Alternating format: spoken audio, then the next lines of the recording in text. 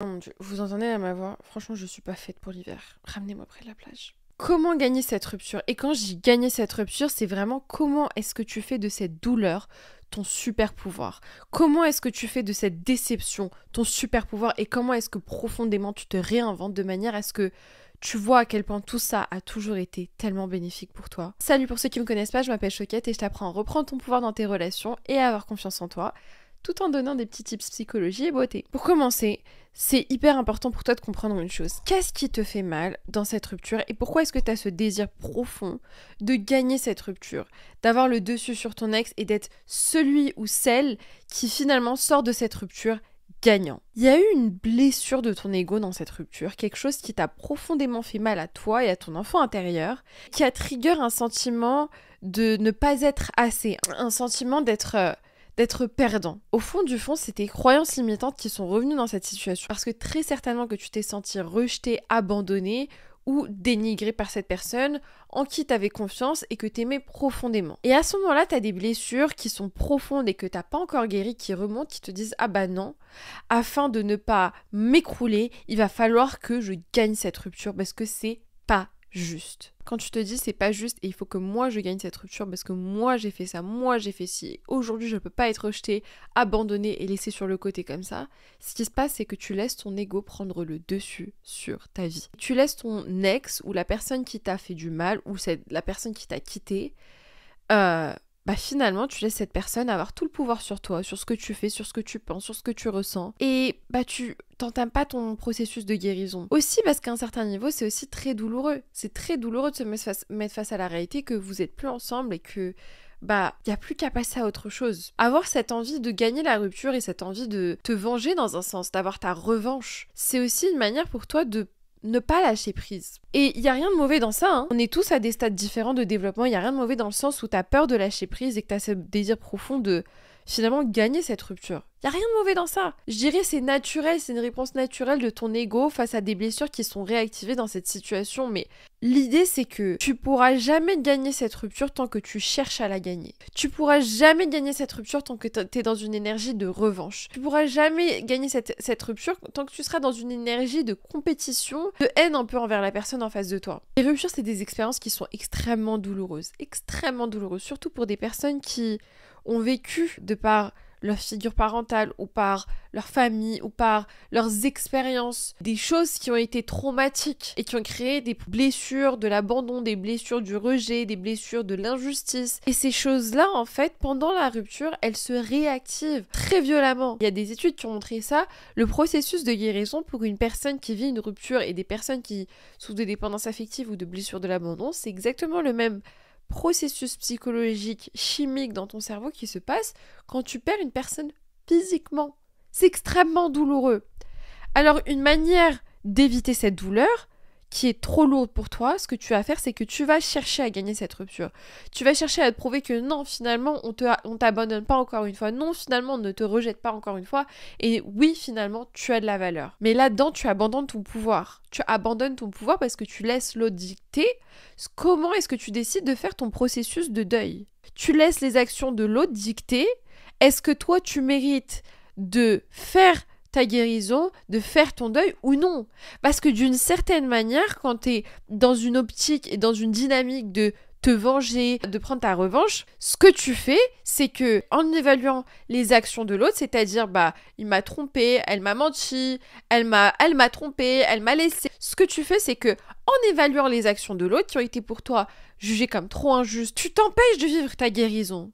Parce que finalement, ce sentiment de « Ah c'est trop injuste et ça se fait pas, donc je vais devoir me venger et je vais devoir contrôler l'aboutissement de cette rupture », ça fait que, toi qui là actuellement a profondément besoin de guérir et profondément besoin de tourner la page, tu ne te laisses pas faire ça.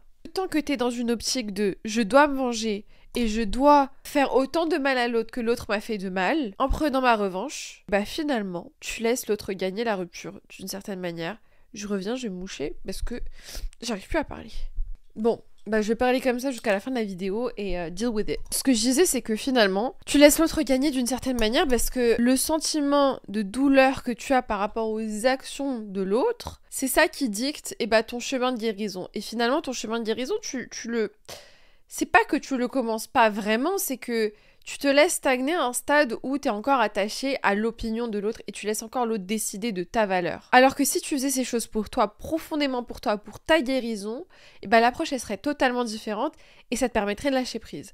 Et j'en viens du coup à ma première clé pour gagner cette rupture, c'est d'abandonner l'envie de gagner cette rupture. Ça peut paraître très contradictoire comme ça peut paraître très bête comme ça. En fait, tant que tu voudras gagner cette rupture, tu la perdras. Parce que t'es dans une optique de compétition et t'es dans une optique d'ego. Et tant que c'est ton ego qui décide pour toi, toi tu décides rien pour toi. C'est ton ego qui fait la pluie et le beau temps. Tu peux pas lâcher prise. Parce que les choses que tu vas faire pour l'extérieur. C'est l'extérieur qui décide pour toi. Quand tu te surprends, et ça m'est arrivé moi-même dans mes ruptures, à avoir cette envie de non, je vais faire ci, je vais faire ça, je vais changer de coupe de cheveux, que des choses pour finalement, prouver, point. Et c'est que t'es dans une énergie de manque, t'es dans une énergie de je guéris pas en fait. Je suis coincée là et je suis en souffrance. Et dans tous les cas, ce sera douloureux, que tu fasses ça ou non, ce sera douloureux.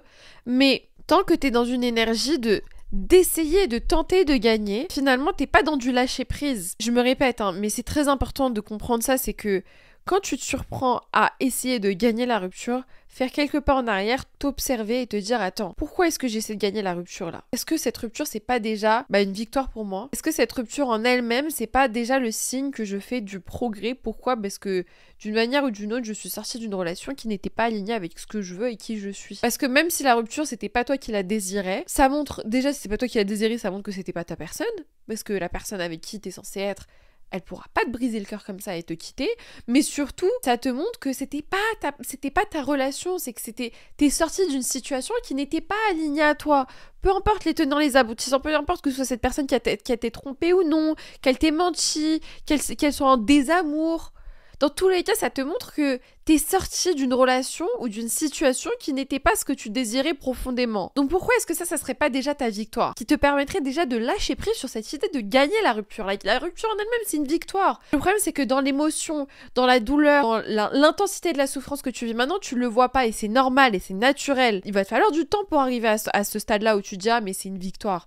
Mais essayez de voir ça d'une autre perspective. Si émotionnellement tu le ressens pas, essaie de le voir plus consciemment. Essaie de le voir plus mentalement, je veux dire. Essaie de voir que dans cette rupture, il y a énormément de bénéfices pour toi. T'es sorti de la relation qui n'était pas celle qu'il te faut. T'es plus avec la personne qui n'est pas ta personne. Parce que ta personne ne pourra pas partir. Ta personne, elle ne pourra pas te laisser glisser des doigts. Donc c'est une victoire déjà. T'as déjà gagné la rupture. Juste par le fait qu'elle se soit passée. Deuxième tips. Laisse cette personne dire, faire, agir exactement comme elle veut.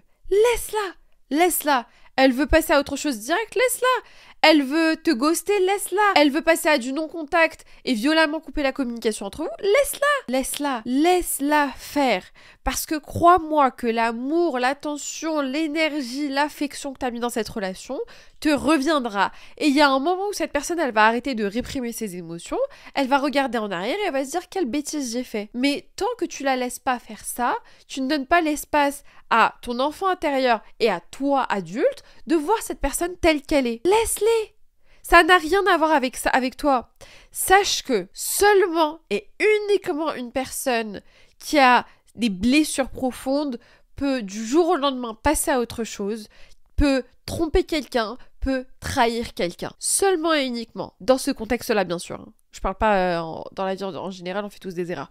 Mais je veux dire dans ce contexte-là, et quand je dis te trahir, ça veut dire te tourner le dos du jour au lendemain. Ça, c'est réprimer tes émotions en fait. C'est que t'es pas ancré dans la relation, c'est que tu prétendais. C'est que cette personne jouait un rôle. Et peut-être que là, dans l'immédiat, elle s'en rend pas compte. Mais crois-moi, et s'il y a bien un truc que je peux te dire là, entre nous, dans cette vidéo, c'est que ils reviennent toujours. Quand t'as donné avec sincérité, les personnes reviennent toujours. Quand t'as donné avec sincérité, quand t'as été Vraiment, quand t'as donné avec le cœur, et ça c'est énergétique, je dirais, c'est même la loi de l'attraction, appelez ça comme vous voulez. Quand t'as donné avec sincérité, quand t'as été vraiment avec le cœur avec quelqu'un, est-ce que tu penses vraiment qu'ils vont retrouver cette énergie autre part? Et je dis pas, ils vont pas retrouver quelqu'un, on peut retrouver qui on veut comme ça en 2 doigts avec les applications de rencontre. Aujourd'hui, tu peux retrouver quelqu'un de la seconde de ta rupture même. Mais ton énergie à toi, que t'as mis dans cette relation, ça, il n'y a pas une personne au monde qui pourra le redonner à cette personne. Pourquoi? Parce que ton ADN, c'est ton ADN. Ton énergie, c'est ton énergie. Il n'y a que toi qui peux la donner de cette manière. Donc, sois sûr que, peu importe que cette personne ait trouvé quelqu'un d'autre, on s'en fout de ça. Laisse-les. Laisse-les. Laisse-les, parce que cette énergie que tu as mis dans la relation, il n'y a que toi qui peux la mettre, cette énergie. Il n'y a que toi qui peux la donner. Il n'y a que toi qui peux la consacrer. Et ça, cette personne ne la trouvera nulle part. Et ça, c'est une garantie que tu as. Elle ne la trouvera nulle part. Pourquoi? Parce qu'il n'y a que toi qui es toi.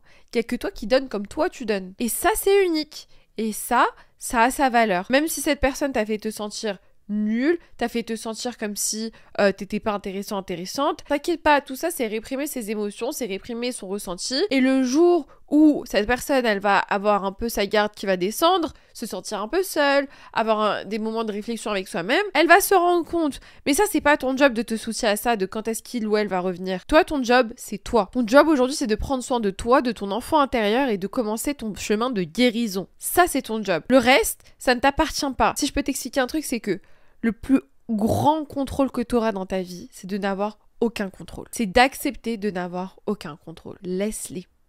Laisse-les faire. Laisse-les manquer la chance d'être avec toi, laisse-les manquer la chance d'expérimenter ton cœur, ton affection, ton attention, ta présence. Laisse-les. Et sache une chose. Je fais une petite parenthèse avant de passer à ma prochaine clé. Tu n'es pas seul dans ce que tu vis aujourd'hui. T'as l'impression d'être seul. Tu n'es pas seul dans ce que tu vis aujourd'hui. Sache, et je vous invite en commentaire vraiment à partager vos expériences ou à juste commenter « moi aussi » avec un cœur. Que ce soit toi, moi aussi j'ai vécu des ruptures douloureuses. Moi aussi j'ai cru que j'allais mourir quand la personne elle est partie. Moi aussi j'ai souffert de dépendance affective. Moi aussi j'ai eu une blessure de l'abandon. Moi aussi je me suis sentie rejetée. Moi aussi on m'a dit non. Moi aussi on m'a tourné le dos. Moi aussi on m'a trompé. Moi aussi on m'a trahi. Tu n'es pas seule dans ce que tu vis aujourd'hui. Même moi je suis passée par là. Et c'est ok. Sache que t'es pas la seule personne dans ce monde à traverser un moment difficile suite à une rupture. Il y a rien qui cloche à l'intérieur de toi et t'es pas seule dans ça. Il y a tellement de monde qui vit des ruptures douloureuses aujourd'hui, qui se sent seul, qui se sentent abandonnés, rejetés moins que rien. Et vraiment je vous invite dans les commentaires à partager ça, parce que je sais qu'il y a tellement de gens qui me regardent, surtout sur TikTok et Insta, je vous vois, vous êtes tellement à partager vos expériences, et je sais qu'il y a tellement de personnes qui vivent ça.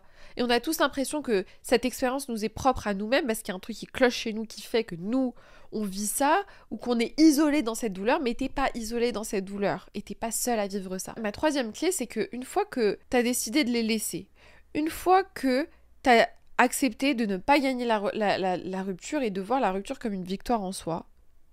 Comment est-ce que tu démarres ce chemin de guérison? Là, on va rentrer dans le dur du sujet. Ça, c'est quelque chose qui m'a demandé des années, mais des années à développer. Quand j'étais plus jeune, ce que j'aurais fait, c'est que j'aurais pris la fuite. J'aurais été vers des comportements d'évitement parce que la douleur était trop forte. Je souffrais de dépendance affective profonde. Et en fait, quand je vivais des ruptures douloureuses, ce que je faisais, c'est que j'allais vers des comportements d'évitement. Parler à d'autres personnes, sortir, faire toutes sortes de choses malsaines pour moi, qui pouvaient atténuer la douleur sur le moment, mais qui sur le long terme étaient extrêmement néfastes pour moi. Bon, je vais pas partir dans des extrêmes, parce que moi j'ai jamais été quelqu'un de très extrême dans ces choses-là, mais juste, je sais pas, me coucher à 4h du matin, faire que regarder des séries, ou... parce que ça va sembler débile. Mais même, je sais pas, elle est en soirée alors que je pourrais être chez moi. Après, je dis pas, c'est bien aussi de se sociabiliser quand tu vis une rupture, mais moi, c'était vraiment, je fuyais mes émotions à ce moment-là. Je donnais de l'attention à certaines personnes alors que j'étais pas forcément intéressée et que j'avais juste besoin de me prouver que je pouvais passer à autre chose. Enfin, en tout cas, j'étais vraiment dans l'évitement de ma douleur actuelle. Et quand j'ai vraiment commencé parce que j'avais pas le choix aussi. Il y a eu un moment de ma vie où j'ai plus eu le choix. J'étais à un stade où je travaillais trop sur moi, où j'étais trop en alignement avec moi pour accepter encore de me diriger vers les mêmes comportements. Et c'est là où j'ai compris ce que voulait dire faire son deuil et ce que voulait dire guérir. En fait, guérir, c'est vivre tes émotions à fond, sans en avoir peur et sans t'écrouler dessous. Comment tu fais ça? c'est que tu accueilles tes émotions. Alors on en parle beaucoup, accueillir tes émotions, faire de l'espace pour tes émotions, c'est ok de ressentir ça. Tout ça c'est très imagé. Comment concrètement est-ce que tu accueilles tes émotions? Tu réalises et tu crées une... Et c'est de l'entraînement, hein. Moi-même j'ai galéré. Mais en fait, le seul moyen de passer la tempête, c'est de passer par la tempête. Et ces moments-là, j'en ai eu besoin. Ces soirées à pleurer, j'en ai eu besoin. Parce que même si sur le moment c'était extrêmement inconfortable, que je savais plus quoi faire de cette douleur, je me suis assise avec. J'ai pas pris mon téléphone, j'ai pas allumé la télé, j'ai pas appelé mes amis pour sortir, j'ai pas parlé à un garçon, je me suis assise avec. Et ça a été extrêmement effrayant pour moi parce que je savais pas comment faire. Et parce que je me sentais extrêmement isolée dans ma douleur. Mais je me suis assise avec, jusqu'à ce que m'asseoir avec soit devenu confortable. Jusqu'à ce que m'asseoir avec soit devenu un jeu d'enfant pour moi. Et je dis pas, la vie te ramène toujours dans des situations qui sont encore challengeantes. Et il y aura toujours des moments dans ma vie où j'aurai besoin de réapprendre à m'asseoir avec moi-même et avec mes émotions. Mais plus je l'ai fait, surtout dans les moments qui étaient traumatiques, surtout dans les moments qui étaient difficiles, et plus j'ai réussi à le faire. Et j'arrêtais pas de me dire, Choquette, assieds-toi avec. J'ai envie de pleurer, mais je vais pas pleurer. Et je me suis dit, Choquette, le seul moyen que tu auras de clôturer ce chapitre et guérir de ça, c'est de t'asseoir avec tes émotions. Assieds-toi avec. Laisse-les être là. Qu'est-ce qui va se passer de pire? Je vais être énervée, ok. La colère, c'est une émotion qui a sa place à l'intérieur de moi. Je vais être triste, ok. La tristesse, c'est une émotion qui a sa place à l'intérieur de moi. Elle a une fonction, elle est là pour quelque chose. Pourquoi est-ce que j'accueillerais la joie avec tellement d'espace, les bras ouverts, mais pas la tristesse? La tristesse aussi, elle veut véhiculer à l'intérieur de moi. C'est pas grave, je suis humaine. L'essence de ce que je suis, c'est de vivre des émotions. Et je suis une femme aussi. C'est des faits, voilà. En tant que femme, en tout cas dans mon expérience en tant que femme, moi, on a tellement de cycles dans le mois. Il y a beaucoup de choses qui se passent. Alors quand t'es en train de vivre une rupture amoureuse entre tes cycles, tes règles, tes trucs, tes machins, l'intensité de la douleur, elle est là et tu peux pas la fuir, tes émotions. Et c'est aussi pour ça qu'on dit que les hommes au début d'une rupture, ils s'en foutent, ils passent à autre chose, ils répriment leurs émotions, ils passent vite à autre chose, facilement à autre chose. C'est parce que eux, ils sont très très forts dans le fait de réprimer leurs émotions. C'est un art chez eux. Ils arrivent très bien à réprimer leurs émotions. Et c'est pour ça aussi qu'on passe plus vite à autre chose, parce que nous, nos émotions, on peut pas leur tourner la tête. Elles sont là, on les ressent dans notre corps. On a 4 cycles dans le mois, donc pendant ce cycle, il se passe tellement de choses dans notre corps et dans notre tête, nos hormones, nos trucs, nos machins, forcément on va ressentir nos émotions. Et forcément on va passer à autre chose parce que il n'y a que en ressentant tes émotions, en vivant ta douleur intensément, que tu vas guérir. Je dis pas de te noyer dans ta douleur, mais de profondément accueillir tes émotions et d'arrêter d'avoir peur. Il va rien se passer, il y a un adulte dans la pièce, hein. Il y a un adulte dans la pièce avec toi, toujours. Cet adulte, c'est toi. Parce que là, c'est ton enfant intérieur qui ressent cet inconfort et ces émotions-là et qui se dit « Oh mon Dieu, qu'est-ce que j'en fais ?» Non, il faut pas. Non, t'inquiète pas. Tu peux ressentir ces émotions. L'adulte dans la pièce pour gérer tes émotions, il est là, c'est toi. Fais-toi confiance. T'as déjà réussi à réconforter tes proches. T'as déjà réussi à réconforter quelqu'un qui était triste. T'as géré sa tristesse. Pourquoi est-ce que tu pourrais pas gérer ta tristesse parce que t'es plus faible quand c'est toi? Non. Au contraire, t'es encore plus fort quand c'est toi parce qu'il y a personne dans ce monde qui te connaît aussi bien que toi. Donc, n'aie pas peur. Il y a un adulte dans la pièce. T'es cet adulte dans la pièce et tu peux faire face à cette douleur et tu peux faire face à cet inconfort et ces émotions. Plus tu vas t'entraîner à t'asseoir avec tes émotions et à te dire c'est ok, je suis là. Je gère. T'inquiète pas, je suis là, je gère. Ça fait mal, ok. On ressent de la tristesse, on ressent de la colère. Étiqueter tes émotions, c'est aussi un très bon exercice. Ok, là, je ressens la colère, du dégoût. Il y a un adulte dans la pièce. C'est moi l'adulte dans la pièce. Et je gère ces émotions-là. Tu guéris vraiment en faisant la place à tes émotions, en traversant la tempête. Laisse la tempête passer. Tu peux traverser cette tempête. T'as la capacité. Le premier pas, c'est aussi d'accepter. Accepter ce qui se passe. Accepter que vous êtes plus ensemble. Accepter que c'est ok. Que t'as pas besoin de détester cette personne. Et que t'as pas besoin de te venger. Et que t'as pas besoin de te prouver que t'as de la valeur. Parce que ta valeur a toujours été là. Et surtout maintenant, tu peux l'avoir encore plus cette valeur. Parce que maintenant, t'as plus quelqu'un d'autre qui décide ta valeur. Là, t'as le contrôle là. Là, t'as le contrôle parce que c'est toi qui décides de ta valeur. C'est plus quelqu'un d'autre qui décide de ta valeur. Tu décides de ta valeur. Comment est-ce que tu veux te définir? Du coup, je fais un lien avec ma dernière clé pour gagner ta rupture, qui est en réalité, voilà, on va pas se le mentir, on est à la fin de la vidéo. C'était un peu un titre pour attirer toutes sortes de personnes qui ont du mal à lâcher prise. Mais cette vidéo, c'est vraiment comment guérir de cette rupture et en faire une force. Là, c'est un moment pour toi. Et je vais pas mentir, c'est vrai que moi, avant, je détestais les ruptures. Et bah voilà, je suis pas non plus, voilà, sadomaso. Mais j'ai trouvé quelque chose de très bénéfique dans ces moments-là de ma vie. Parce que c'est les moments de ma vie où je me suis le mieux réinventée. Où j'ai mieux vu qui était Choquette. Donc ma dernière clé pour guérir de cette rupture et reprendre ton pouvoir, c'est d'investir sur toi. Investis sur toi. C'est le moment de retrouver la vraie ou le vrai toi. C'est le moment d'investir du temps dans ce que t'aimes, dans tes hobbies, dans tes passions, dans tes projets. C'est le moment de reprendre en main ta vie. Rien n'est là pour rien. Ce moment-là, il est aussi fait pour toi. Pour que toi, tu prennes un regard à l'intérieur de toi. Pour que toi, tu arrives à mettre plus d'énergie sur les choses sur lesquelles peut-être que t'as mis de côté. C'est aussi pour ça que ça t'a fait aussi mal, cette rupture. C'est que tu t'es mis de côté. Ce moment, pour moi, c'est un moment hyper bénéfique parce que c'est un moment où t'as tellement de douleur. Et cette douleur, ça peut être aussi ton diesel, ça peut être ton moteur qui t'amène vers une croissance intérieure énorme. Parce que si tu prends ce moment qui est douloureux, tu peux rien en faire d'autre. Il va être douloureux. On accepte, c'est douloureux, ok. Il n'y a aucun moyen d'éviter ça. Ça va être douloureux. Mais t'en fais le véhicule qui t'emmène vers une nouvelle version de toi et vers une croissance intérieure énorme, tu vas voir que tu vas te dire mais merci mon Dieu, l'univers, appelez ça comme vous voulez, merci pour cette rupture. Sans ça, j'aurais pas acheté ce bouquin sur les 5 blessures de l'âme. J'aurais pas écouté la vidéo de Choquette.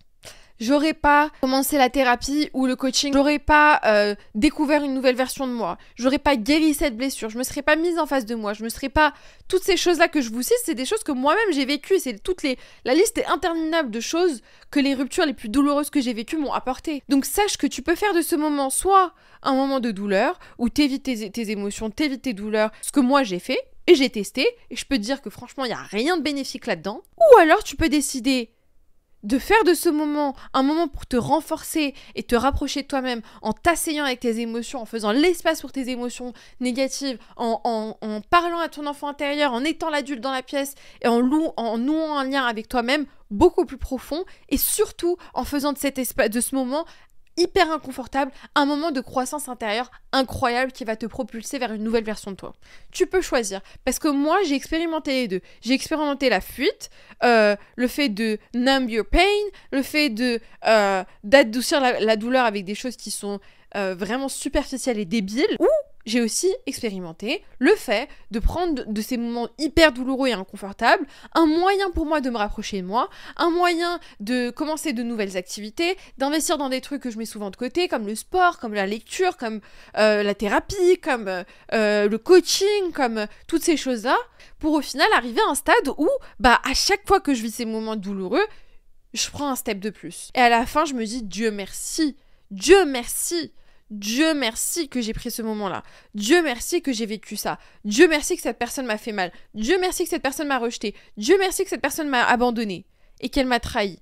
Dieu merci. Parce que sans ça, je serais pas où je suis aujourd'hui, je serais même pas en train de vous parler là dans la caméra. Ça c'est mon chemin, mais toi ton chemin il va être différent. Toi aussi t'as des choses à apporter. Toi aussi t'as des choses à amener. Et cette rupture ça peut être ton moteur. Ça peut être un moteur énorme pour investir sur toi, pour nouer un lien d'amour avec toi-même encore plus fort, qui te permet d'attirer des personnes différentes à l'avenir et surtout qui va te permettre de te rendre compte, mais finalement, là je suis en douleur. Là je pense, putain, mais quand est-ce que cette personne va revenir ?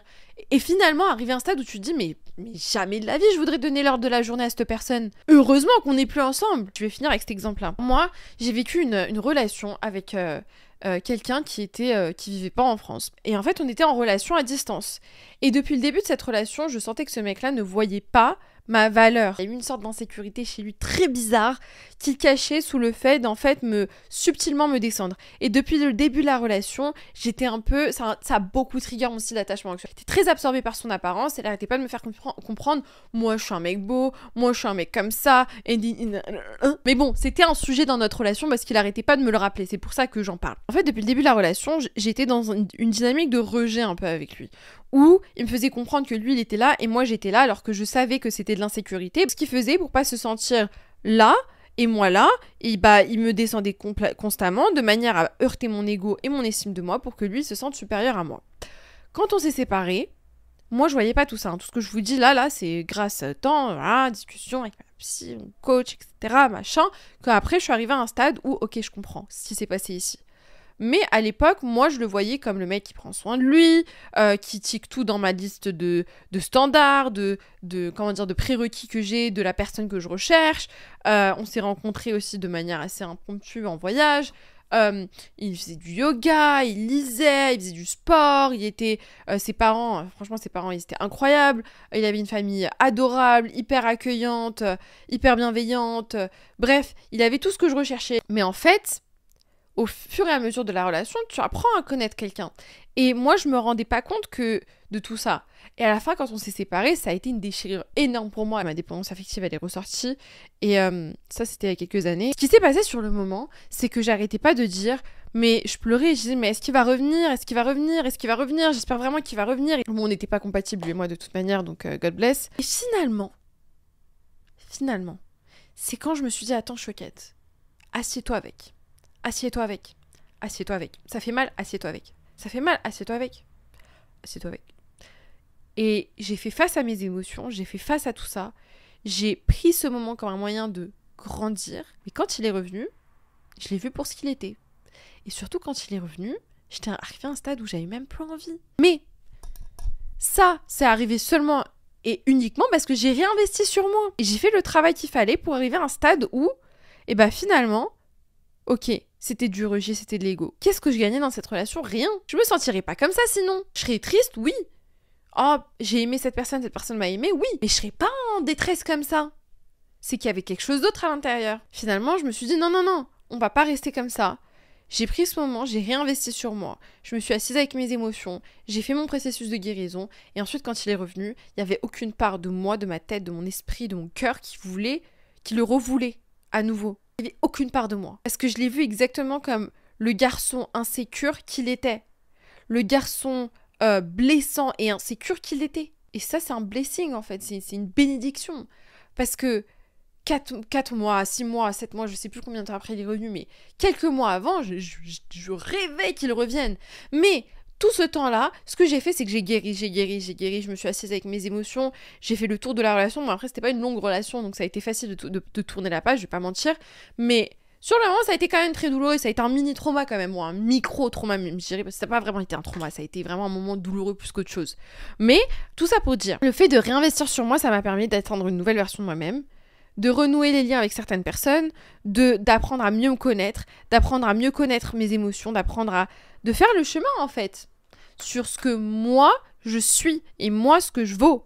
Et quand il est revenu, je me suis dit mais en fait c'est pas à mon niveau, je peux faire tellement mieux, pas dans le sens physique, pas dans le sens statut, pas dans le sens superficiel du mot. Je peux faire tellement mieux en termes de qualité d'amour que je partage avec quelqu'un. Je peux faire tellement mieux en termes de qualité d'amour que je partage avec quelqu'un. Et je te le dis, tu peux faire tellement mieux en termes de qualité d'amour que tu partages avec quelqu'un. La qualité d'amour que je partage avec lui, elle était pourrie. Pourquoi? Parce qu'il n'y en avait pas, c'était que de l'ego. C'était que moi qui essayais de me prouver et lui qui essayait de se prouver aussi. C'était débile et en plus de ça, on n'était pas compatibles. Enfin vraiment, ça je l'ai compris 2 mois après qu'on soit séparés. Je me suis dit, mais qu'est-ce que je foutais avec ce mec-là? Parce qu'on n'était pas compatibles. Nos valeurs, elles s'alignaient pas. Moi, j'ai des valeurs familiales et amoureuses très fortes. Pour moi, les relations, c'est très important. La famille, c'est très important. Pour moi, pour moi, les limites, elles doivent être claires dans une relation. Voilà. C'est quoi qui est OK pour toi de faire avec d'autres filles? C'est quoi qui est OK pour moi de faire avec d'autres mecs? Sans que ce soit du contrôle, sans que ce soit excessif. Tout ça pour dire, on n'était pas compatibles. Et finalement, cette relation, elle m'a beaucoup appris. Voilà, cette relation, elle m'a beaucoup appris. Et elle m'a permis aussi de comprendre à quel point les ruptures, ça peut être quelque chose d'hyper bénéfique, en fait. Bon, c'était une petite rupture, parce que c'était pas une relation très très longue, hein, mais ça a été très intense entre nous. Et j'aurais jamais pensé au moment où on s'est séparés que, même pas 2 mois après, je serais heureuse de la rupture. Et aujourd'hui, je me dis, mais quand il est revenu, je me suis dit, mais MDR, genre, la blague de l'année, la farce de l'année. S'il te plaît, reviens pas. Genre, je suis très bien du fait que tu sois parti et que tu ne reviennes jamais. C'est ce que je te souhaite. Toi qui regardes ma vidéo. Et je suis sûre que ça t'arrivera. Parce que quand c'est pas la bonne personne, et c'est ça aussi, quand c'est pas la bonne personne, t'as plus rien auquel t'attacher. Et c'est aussi pour ça que ça fait aussi mal. Alors la rupture, elle peut faire mal, oui. Mais quand c'est la bonne personne, je pense que le sentiment, il est très différent. Il y a toujours réparation, quoi qu'il arrive. Mais quand c'est pas la bonne personne... de toute manière, quand c'est pas la bonne personne, il se passe des choses comme ça. Et t'es dans le sentiment que t'es maintenant. Donc moi, si je peux te laisser avec un truc, c'est que je peux te garantir que ça s'arrangera et que tu vas passer ce moment et que les choses, elles vont rentrer dans l'ordre. Tout va rentrer dans l'ordre. Alors, dans quelques mois, dans quelques semaines même peut-être, tu vas regarder en arrière, tu vas te dire, ah bah ouais, bah c'était facile en fait de passer à autre chose. C'est juste, t'es dans l'émotion et c'est ok, accueille tes émotions. Fais-toi confiance, tu peux gérer ce moment, tu peux vivre ce moment. T'as la force de vivre ce moment. Et t'es pas seul dans ça. Je vous invite dans les commentaires, s'il vous plaît, à mettre un petit « moi aussi, j'ai vécu ça ». Pour que d'autres personnes puissent comprendre que on passe tous par là. T'es pas seul dans ce que tu ressens et que vous êtes pas seul dans votre douleur en rupture. Et moi, je crois en vous, vous allez arriver, vous allez pouvoir arriver à un stade où tout ça, c'est hyper bénéfique pour vous et je suis sûre que ça l'est. Tu vas y arriver. Si t'as aimé cette vidéo, n'hésite pas à liker, commenter, partager, t'abonner. J'ai laissé le lien dans la description pour ceux qui veulent un appel découverte avec moi, qui seraient intéressés par un coaching. Je prends encore quelques personnes. Et aussi, n'hésite pas à t'abonner à mes réseaux sociaux Instagram et TikTok. C'est là où j'ai commencé, c'est là où je donne plein de conseils aussi et que je partage beaucoup de moi sur ces réseaux-là. Et on se retrouve dans la prochaine vidéo. Salut!